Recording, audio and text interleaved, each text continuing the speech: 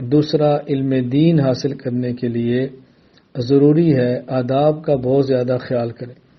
مثلا کوئی عذر نہ ہو تو باوضو ہو کے سبق پڑھا کریں، کوئی عذر نہ ہو تو باوضو ہو کے سبق پڑھا کریں، کوئی عذر نہ ہو تو باادب ہو کر بیٹھا کریں۔ یہ نہ سمجھے کہ ہماری معلمہ دور ہے، ہماری استانی صاحبہ دور ہے، میں ان کے سامنے نہیں ہوں۔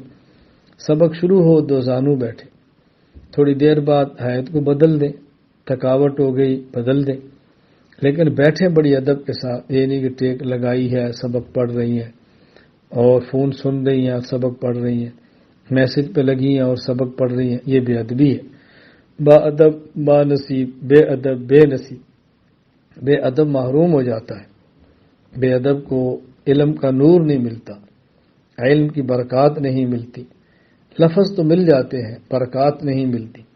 اس لیے باوضو ہو کر سبق پڑھیں، با ادب ہو کر سبق پڑھیں، اور بہت زیادہ ادب کریں، احترام کریں پڑھانے والی معلمات کا، بہت زیادہ ادب احترام کریں ان کتب کا جن کے اوپر آپ علم حاصل کرتی ہیں۔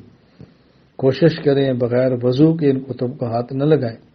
کوئی عذر ہو تو الگ بات ہے، معذور کے لیے تو معافی ہوتی ہے، ویسے باوضو ہو کر کتابوں کا ہاتھ لگائیں، یہ بہت ضروری ہے، اس کا بہت فائدہ ہوتا ہے۔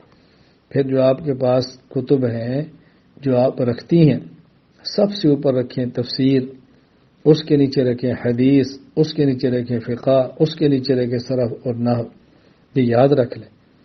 اور اگر سیرت کی ہو حدیث کے ساتھ رکھیں، جو کہ کتابوں کے درجہ بندی کا خیال رکھنا ضروری ہے۔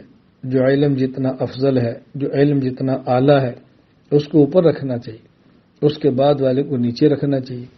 اس کا خیال رکھنا بے حد ہماری ضروری ہے، پھر اللہ تعالیٰ علوم میں برکات عطا فرماتے ہیں۔